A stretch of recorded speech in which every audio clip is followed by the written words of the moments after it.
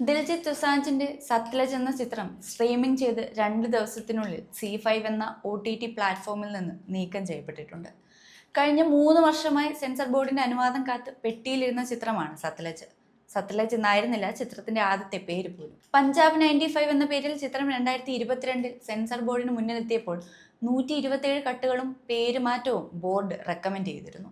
പക്ഷേ സിനിമയുടെ ഉള്ളടക്കത്തിൽ കോംപ്രമൈസ് ചെയ്യാൻ അണിയറ പ്രവർത്തകർ റെഡിയായിരുന്നില്ല. 3 വർഷം കാത്തിരുന്നതിന് ശേഷം ചിത്രത്തിന്റെ പേരിൽ മാറ്റം വരുത്തി അൺസെൻസേർഡ് വേർഷൻ C5 എന്ന OTT പ്ലാറ്റ്ഫോമിലൂടെ അവർ പുറത്തിറക്കി. എന്നാൽ OTT റിലീസായ ചിത്രം പുറത്തിറങ്ങി 48 മണിക്കൂർ തികയും മുന്നേ രായ്ക്ക് രാമാനം C5 പിൻവലിച്ചു. ചിത്രത്തിലെ ചില ഭാഗങ്ങൾ ദേശവിരുദ്ധ ശക്തികൾ ദുരുപയോഗം ചെയ്യാൻ സാധ്യതയുണ്ട്, അതുകൊണ്ട് ചിത്രം നീക്കം ചെയ്യാൻ അധികൃതർ ആവശ്യപ്പെട്ടു എന്നാണ് റിപ്പോർട്ട്. പിൻവലിക്കാൻ മാത്രം എന്താണ് സത്ലജിലുള്ളത് എന്നൊരു ക്യൂരിയോസിറ്റി നിങ്ങൾക്ക് തോന്നുന്നുണ്ട്. ജസ്വന്ത് സിംഗ് ഖൽറ എന്ന മനുഷ്യാവകാശ പ്രവർത്തകന്റെ ജീവിതം പറയുന്ന ഒരു ചിത്രം CBFC ഇത്ര പേടിക്കുകയും ആശങ്കപ്പെടുകയും ചെയ്യുന്നുണ്ടെങ്കിൽ തീർച്ചയായും ജസ്വന്ത് സിംഗ് ഖൽറ അയാളുടെ ജീവിതത്തിൽ എന്താണ് ചെയ്തതെന്ന് നിങ്ങൾ അറിയേണ്ടതായിട്ടുണ്ട്. പഞ്ചാബിലെ അമൃത്സർ ജില്ലയിലെ ഒരു സാധാരണ ബാങ്ക് ഉദ്യോഗസ്ഥനായിരുന്നു ജസ്വന്ത് സിംഗ് ഖൽറ. 1980-90 കാലത്ത് കാണാതെ പോയ തന്റെ സുഹൃത്തിനെ തിരക്കി അയാൾ നടത്തിയ അന്വേഷണമാണ് ഈ സിനിമയുടെ ഇതിവൃത്തം. ഈ തിരോധാനത്തെ അന്വേഷിച്ച് ജസ്വന്ത് നടത്തുന്ന അന്വേഷണം ചെന്ന് നിൽക്കുന്നത് അമൃത്സർ മുനിസിപ്പൽ കോർപ്പറേഷനിൽ നിന്ന് പഞ്ചാബ് പോലീസ് കൊലപ്പെടുത്തി നിയമവിരുദ്ധമായി സംസ്കരിച്ച ആയിരക്കണക്കിന് സിഖുകാരുടെ പേരില്ലാത്ത ശവശരീരങ്ങൾക്ക് മുന്നിലാണ്. Operation blue star, Indira Gandhi assassination, 1984 Sikh വിരുദ്ധ കലാപം എന്നിവയുടെ തുടർച്ചയായി തീവ്രവാദികളെന്ന് സംശയിക്കുന്ന ആരെയും ഏത് വിധേനയും കസ്റ്റഡിയിലെടുക്കാൻ പോലീസിന് അനുവാദമുണ്ടായിരുന്നു. ഈ അധികാരം ഉപയോഗിച്ചാണ് അന്ന് പഞ്ചാബ് പോലീസ് ആയിരക്കണക്കിന് മനുഷ്യരെ കൊന്നുതള്ളുന്നത്. ജസ്വന്ത് സിംഗ് പുറത്തുവിട്ട കണക്കനുസരിച്ച് ഏകദേശം 25,000 പേരാണ് ഇത്തരത്തിൽ പോലീസിന്റെ ക്രൂരതയ്ക്ക് ഇരയാവുന്നത്. പഞ്ചാബ് പോലീസ് നടത്തിയ വ്യാജ ഏറ്റുമുട്ടലുകളെയും സിഖുകാരുടെ നിയമവിരുദ്ധ കൊലപാതകങ്ങളെയും കുറിച്ചുള്ള ഞെട്ടിക്കുന്ന വിവരങ്ങൾ അദ്ദേഹം പുറത്തു കൊണ്ടുവന്നു. ആയിരക്കണക്കിന് ആളുകളെ പോലീസ് കൊന്ന് അജ്ഞാതമായി ദഹിപ്പിച്ചതിന്റെ തെളിവുകൾ അദ്ദേഹം ശേഖരിക്കുകയും ഈ വിവരങ്ങൾ കാനഡയിലെ പാർലമെന്റിൽ ഉൾപ്പെടെ അവതരിപ്പിക്കുകയും ചെയ്യുന്നു. തന്റെ ജീവന് ഭീഷണിയുണ്ടെന്നറിഞ്ഞിട്ടും സത്യം തുറന്നു പറയാൻ മുന്നോട്ട് വന്ന ജസ്വന്ത് സിംഗിനെ 6 മാസങ്ങൾക്ക് ശേഷം സെപ്റ്റംബർ 6-ന് അമൃത്സറിലെ അദ്ദേഹത്തിന്റെ വീടിന് മുന്നിൽ വെച്ച് പോലീസുകാർ തട്ടിക്കൊണ്ടുപോവുകയും ക്രൂരമായി പീഡിപ്പിച്ച് കൊലപ്പെടുത്തുകയും ചെയ്യുന്നു. സ്വതന്ത്ര ഇന്ത്യയുടെ ചരിത്രത്തിലെ ഏറ്റവും ഇരുണ്ട അധ്യായങ്ങളിലൊന്നാണ് സത്ലജ് തുറന്നു കാട്ടുന്നത്.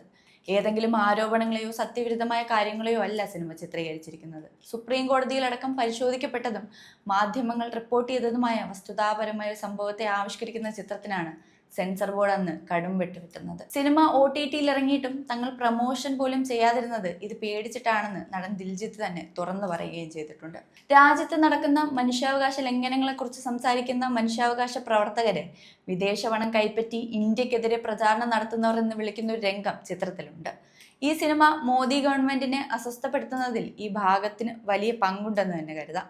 മോദി ഭരണകൂടത്തിന്റെ ക്രൂരമായ നടപടികൾക്കെതിരെ പ്രതിഷേധിക്കുന്ന ഇന്ത്യയിലെ മനുഷ്യാവകാശ പ്രവർത്തകരെ വിദേശ രാജ്യങ്ങൾക്ക് മുന്നിൽ രാജ്യത്തിന്റെ പ്രതിച്ഛായ അപമാനിക്കുന്നു എന്നാരോപിച്ച് ജയിലിലടയ്ക്കുകയും രാജ്യദ്രോഹികളായി മുദ്ര കുത്തപ്പെടുകയും ചെയ്യുമ്പോൾ അതിനെ ചോദ്യം ചെയ്യുന്ന ഒരു സിനിമ പുറത്തിറക്കാൻ അത് തങ്ങളുടെ ജനങ്ങളെ കാണിക്കാൻ ഉറപ്പായും കുറച്ച് ബുദ്ധിമുട്ട് തോന്നുമല്ലോ. കാശ്മീർ ഫയൽസും കേരള സ്റ്റോറിയും സബർമതിയും പ്രദർശിപ്പിക്കപ്പെടുമ്പോൾ ഇല്ലാത്ത ക്രമസമാധാന പ്രശ്നവും അതിനെക്കുറിച്ചുള്ള CBFCയുടെ ആകുലതകളും ചോദ്യം ചെയ്യപ്പെടേണ്ടതാണ്. കാശ്മീർ ഫയൽസ് അടക്കമുള്ള ചിത്രങ്ങൾക്ക് നികുതി കുറച്ച് നൽകിയ ഗവൺമെന്റ് എന്നാൽ സിസ്റ്റത്തെയും ഗവൺമെന്റിനെയും ചോദ്യം ചെയ്യുന്ന ചിത്രങ്ങൾ വെട്ടി നിർത്തുന്നു. സിസ്റ്റത്തെ പ്രീണിപ്പിക്കുന്ന സിനിമകൾ കട്ടും വെട്ടുമില്ലാതെ തിയേറ്ററിൽ ആഘോഷിക്കപ്പെടുകയും അല്ലാത്ത ചിത്രങ്ങൾ അങ്ങനെ ഇപ്പോൾ കാണേണ്ടെന്നും തീരുമാനിക്കപ്പെടുന്നു. സത്യം പറഞ്ഞതുകൊണ്ട് കൊല്ലപ്പെട്ട ഒരു മനുഷ്യാവകാശ പ്രവർത്തകന്റെ കഥ പറയാൻ പ്രൊട്ടോഗോണിസ്റ്റായി എത്തുന്നത് ദിൽജിത്ത് ദൊസാഞ്ച് ആണ്. മോദി ഗവൺമെന്റിന്റെ കാർഷിക ബില്ലിനെതിരെ ബോളിവുഡിൽ നിന്നുയർന്ന ഏറ്റവും ശക്തമായ ശബ്ദമായി മാറിയ ഒരാൾ. ഒരു സിനിമ സംഭവിക്കുമ്പോൾ അതിനെക്കുറിച്ചുള്ള ചർച്ചയും അതിനൊപ്പം ജനിക്കും. അതുകൊണ്ട് തന്നെ ആ സിനിമ ഇല്ലാതാവുമ്പോൾ ആ ചർച്ചകളും ഇല്ലാതെയാവും. സത്ലജ് എടുത്തു മാറ്റപ്പെടുമ്പോൾ നമ്മൾ പേടിക്കേണ്ടത് അതിനെയാണ്.